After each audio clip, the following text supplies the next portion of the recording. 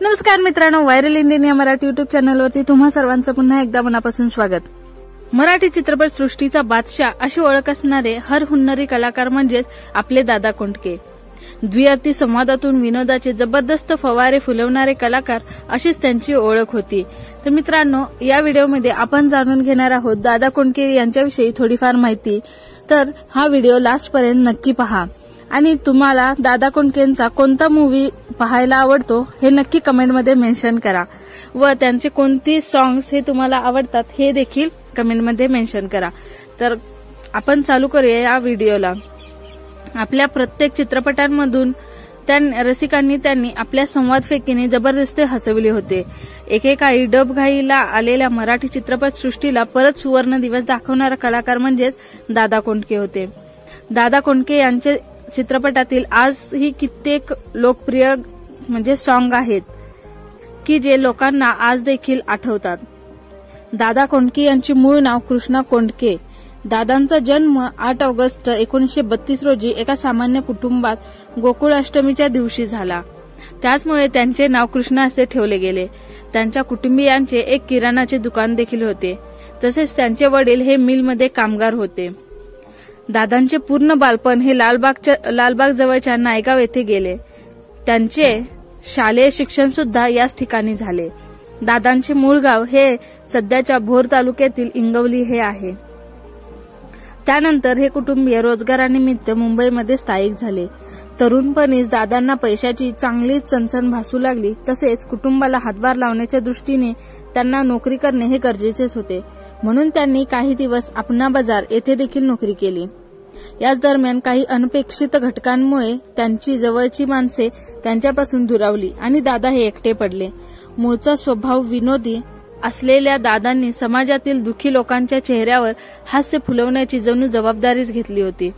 आपल्या भागातील एका बँड पथकामध्ये देखील त्यांनी सहभाग घेतला होता। त्याचमुळे त्यांचे नामकरण बँडवाले दादा असे देखील झाले। बँड पथकामध्ये कार्यरत असताना दादांनी समाजसेवेमध्ये भाग घ्यायला सुद्धा सुरुवात केली। त्यातूनच झालेल्या ओळखीतून त्यांनी छोटी मोठी नाटके देखील मिळू लागली। याच दरम्यान प्रसिद्ध लेखक वसंत सबनीस हे दादांच्या संपर्कात आले। वसंत सबनीस हे दादांच्या खनखनपूरचा राजा या नाटकाचे बरेच प्रभावित झाले होते। वसंत सबनीस यांच्याबरोबर दादांची चांगली गट्टी जमल्यानंतर दादांनी त्यांना माझ्यावर काहीतरी नाटक लिही अशी विनंती केली। आपल्या मित्राच्या विनंतीस मान देऊन वसंत सबनीस यांनी दादांवर विच्छा माझी पुरी करा हे नाटक लिहिले आणि हेच नाटक दादांच्या आयुष्याला कलाटणी देणारे ठरले। जबरदस्त गाजलेले या नाटकाचे दादांनी जवळपास 1,500 प्रयोग केले आणि दादा आहे हे प्रसिद्ध नाट्य कलावंताच्या रूपात नाव रूपास आले। आपल्या नाटकानिमित्त दादा यांनी संपूर्ण महाराष्ट्र पिंजून टाकला। त्यांनी मराठी संस्कृतीचा बारकाईने अभ्यास केला आणि मराठी रसिकांचे मनोरंजन करण्याचा विडाच उचलला। रसिकांच्या मनावर सर्वात जास्त प्रभाव पाडणारी गोष्ट म्हणजे दादांचे संवादफेक। आपल्या विशिष्ट संवादफेकीच्या जोरावर त्यांनी रसिकांच्या हृदयावर राज्य केले। अगदी योग्य टायमिंग साधत हास्याचा पंच मारण्यामध्ये दादांचा हात कोणीच धरू शकत नाही। दादा कोंडके यांच्या चित्रपट सृष्टीत पदार्पण झाले ते भालजी पेंढारकर यांच्या तांबडी माती या चित्रपटाद्वारे। या चित्रपटाने राष्ट्रीय फिल्म अवॉर्ड सुद्धा पटकावला आहे। त्यानंतर प्रसिद्ध झालेल्या सोंगाड्या या चित्रपटाने दादांना यशाच्या शिखरावर विराजमानच केले। सोंगाड्या हा चित्रपट रसिकांनी अक्षरशः डोक्यावर घेतला आणि मराठी चित्रपट सृष्टीला एक नवीन विनोदी अभिनेता भेटला। याच दरम्यान कोहिनूर चित्रपटाच्या मालकाने दादांचा सोंगाड्या हे सिनेमा रोखून धरला होता, कारण त्यांना देवानंद यांचा तेरे मेरे सपने हा चित्रपट प्रदर्शित करायचा होता। हा विवाद विकोपाला गेल्यानंतर दादांनी हिंदू हृदय सम्राट बाळासाहेब ठाकरे यांच्याकडे धाव घेतली। बाळासाहेब ठाकरे हे पुन्हा एकदा मराठी माणसाच्या मदतीला धावले आणि त्यांच्या आदेशामुळे दादांच्या सोंगाड्या चित्रपटाला प्रदर्शनाचा मार्ग मोकळा झाला। बाळासाहेबांचे हे उपकार दादा कधीही विसरले नाहीत आणि शेवटपर्यंत ते कट्टर शिवसैनिक राहिले। शिवसेनेच्या बऱ्याच प्रचार सभांमध्ये दादा हे मुख्य आकर्षक असायचे। निवडणुकीच्या प्रचाराची भाषणे करताना दादा विरोधी पक्षाचा खरपूस समाचार आपल्या भन्नाट शैलीत द्यायचे।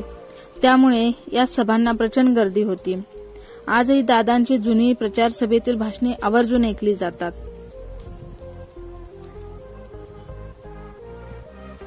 आजही दादांची जुनी ऐकली जातात. त्याआधी ते सेवा दलाचे सक्रिय सदस्य सुद्धा होते. या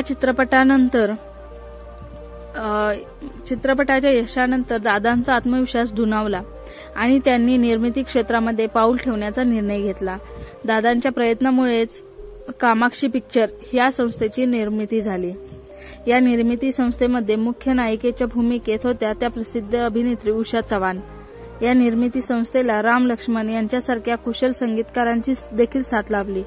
या संस्थेमध्ये गायकाची जबाबदारी सांभाळली ती जयवंत कुलकर्णी यांनी आणि महेंद्र कपूर यांनी.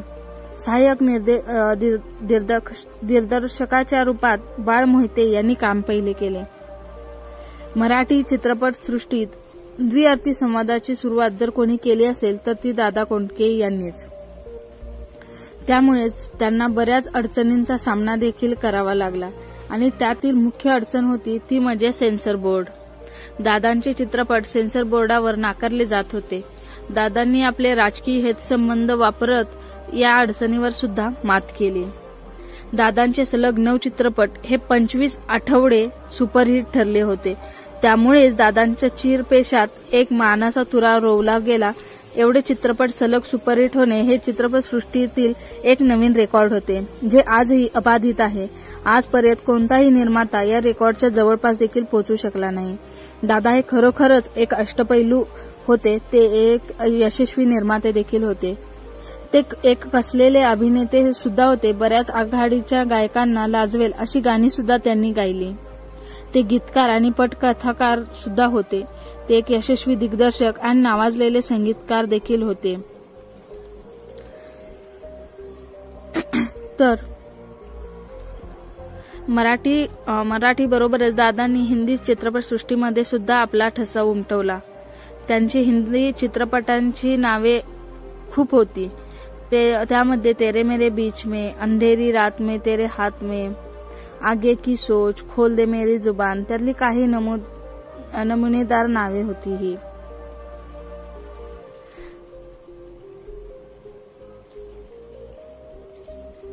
तर जे दादा कोंडके होते, दादांचे आणखी चित्रपट पाहण्याचे भाग्य मराठी रसिकांना जास्त काळ लाभले नाही. 14 मार्च 1998 रोजी दादा कोंडके यांचा तो दिवस उजाडला आणि दादर येथील आपल्या राम निवासस्थानी त्यांना हृदयविकाराचा तीव्र झटका आला. त्यांना तात्काळ सुश्रुषा नर्सिंग होममध्ये हलविण्यात आले, पण तोपर्यंतच त्यांनी प्राणज्योत मावळली आणि नियतीने त्यांना आपल्यातून हिरावून नेले. त्यांच्या निधनाने मराठी चित्रपटसृष्टी शोकसागरात बुडाली. याच दरम्यान त्यांची उषा चव्हाण यांच्याबरोबर जरा धीर धरा या चित्रपटाचे चित्रीकरण चालू होते, पण हा चित्रपट अपूर्ण राहिला, तो कायमचाच. आजही दादांच्या चित्रपटातील गाणी ऐकताना त्यांची आठवण आल्याशिवाय राहत नाही. अशा या अष्टपैलू अभिनेत्याला